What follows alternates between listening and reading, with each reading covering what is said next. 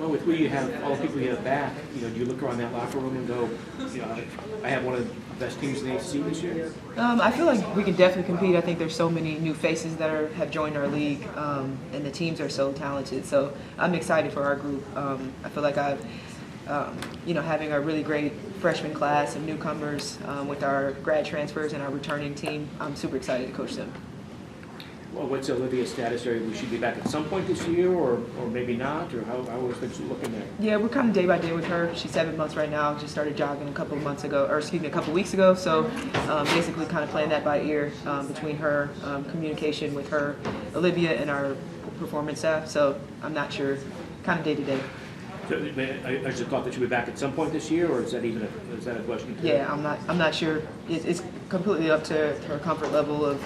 Like, she's obviously fully healed, did a great job with her rehab. She's strengthening right now, working on her mechanics of running again and just being on the court and moving around more.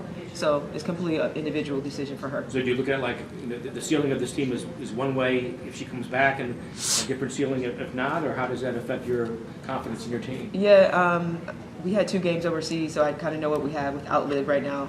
So I'll pivot if she decides to come back this season.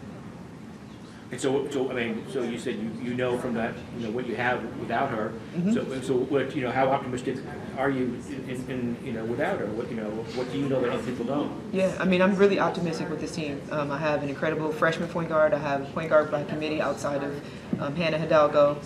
I love the additions that we have right now. I have great perimeter shooting that I've added. All my returners have gotten better, more experience, so I'm very optimistic about what we have with or without Liv. I feel like I've heard a lot about Hannah Hidalgo as maybe one of the best freshmen in the country. Mm-hmm. If you have to kind of throw her into the fire right away without Liv, right? What can we expect on her? How good is she? Yeah, she's extremely competitive, very high IQ, plays with an incredible motor. She's very defensive oriented, so she's going to be the type of point guard that's going to pick you up 94 feet. Plays with a ton of confidence and can score at all 3 levels. So you're going to be very impressed with her. She's a high energy, very explosive point guard. She does a great job of just kind of being a sponge. She makes everybody better around her. Now, Sonia is one of several first-team performers back in terms of all ACC. Mm-hmm. I think there's 12 out of the top 15 scorers back in the league. Mm-hmm. She's played in the league a couple of times. Yes. How does that help when she's, as a scorer, where right. You have the ability to shoot and all that stuff, but there's all the other intangibles that go with, like knowing when to make your play, when to, force the shot, when not to. Mm-hmm. How does that experience help her as a returning scorer that's proven she can output at this level? Yeah, she's gained so much experience, especially last year. She was put in the fire when Liv and Darren went down. So being that go-to player for us, because we have so much talent and balance offensively. But for us last year, I feel like Sony really stepped into that go-to role. Very comfortable with that, the way that she can score, and she's somebody I can rely on. She's very consistent. She's very solid on both sides of the ball, and just having another year of experience, being that go-to player is going to help us this year. What are the things she's done most to improve her game from last year, beyond the part about go-to scorer? Like, are there certain elements you've seen a step up, or is it just sort of the overall picture she's gotten more well-rounded? Mm-hmm. And she's definitely worked on her three-point shot. She was working on having a quicker release. She's worked on just her ball handling, just being able to handle under pressure. So she's worked on that, just having more finishes with pressure. But I would say her three-point shot has gotten really much better this year. How do you see DeWolf making an impact for you this year in the transfer? Yeah, she's making an immediate impact. She's was Fordham's leading scorer. She did such a great job in the A-10 the last 4 years, and I think her experience, her leadership, but her ability to score at multiple levels is going to help us. She's a great three-point shooter, something that I was looking for to replace Dara.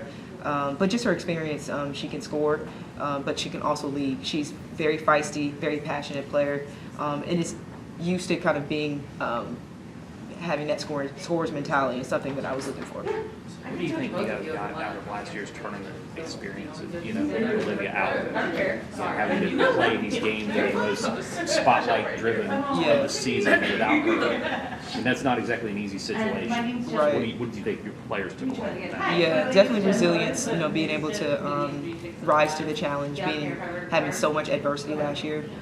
So they got really comfortable being in those moments, being in those situations. With that experience, having her go out, for all of my guards, the ones that are returning, they helped me run the point. So they gained that experience of, if I need one of them to initiate the offense, they're comfortable in that space now. And they weren't before. So that having that adversity forced them to be comfortable getting our team into the offense, or just running the team, without having lived. So that's going to help us this year.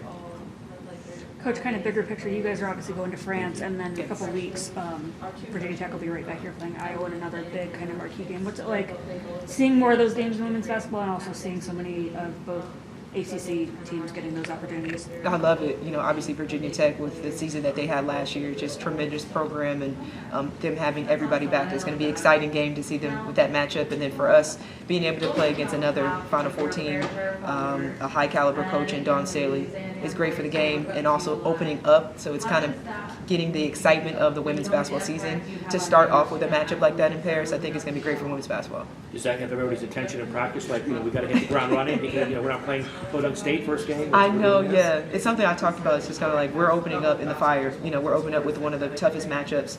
But I was very grateful to have that foreign tour, because we got 2 games under our belt. So I had the opportunity to put a lot of stuff in this summer. So hopefully that gives us a little bit more, it helps us, it's helping us prepare, opening up with South Carolina. Because normally you play those games later, you have more of your stuff in. So I got a chance to do that this summer. Where was your foreign tour at? It was in Greece and Croatia. Greece and Croatia. Yes. And now you get to go to Paris. I know. So these players are just living it up. I know, they're just living the life, really.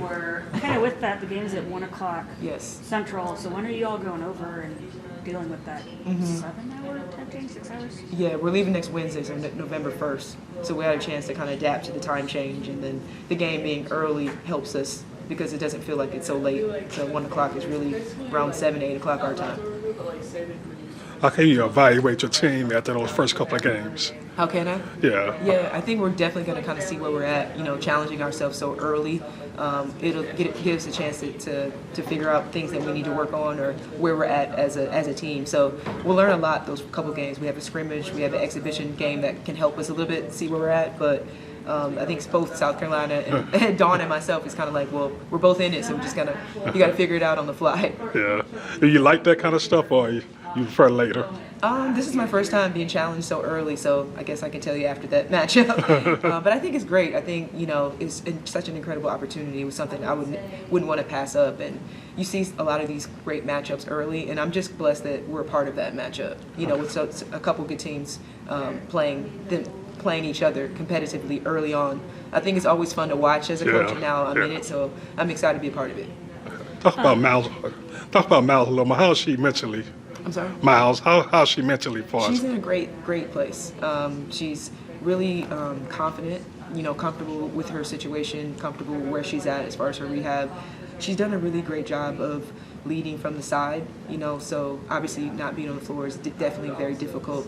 But she's in month 7 now, and so I feel like she's done a great job of seeing the game from a different perspective and kind of working on her mental part, the mental side of it, because it's definitely something when you go through it, it's really challenging to go through it. Going through surgery, going through the rehab, it definitely challenges you, and I feel like she's done a great job of just learning from it and just seeing the game from a different perspective and leading from a different perspective. So I'm very proud of her. Okay.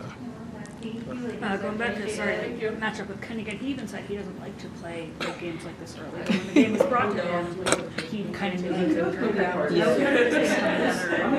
Get floated. Yeah, just got a call, and a couple of years ago, actually, I think it was after my first year, about it, and to me, it was just an honor to they could have chosen any school, and I got a chance to be chosen just with obviously representing from Notre Dame, so it was a no-brainer for me to be able to accept that challenge. And again, it's the first time I've ever been a part of it, even as an assistant coach. We've never had this type of matchup so early, so it's definitely something that we've been working on for a while to try to prepare us for that. But it's just one of those life-changing, once-in-a-lifetime experiences that people dream of, and I'm just blessed that we get a chance to be part of it. So as far as you having this coaching opportunity and now having your players in, how is the culture would you define in a day-to-day practice now with your girls? Yeah, I think it's amazing. It's the first thing I wanted to build my own system, build my own culture. Culture is really important to me, and I feel like you mentioned, just having my players in place and being in year 4, them understanding me, my system, my vision, my messaging. We're in a great place right now. They're very competitive. I would say the environment is really competitive, is what I wanted. We're a very close-knit group, but we also, I feel like we get to work, and we're really trying to make each other better every day. Even with tougher games in front of you,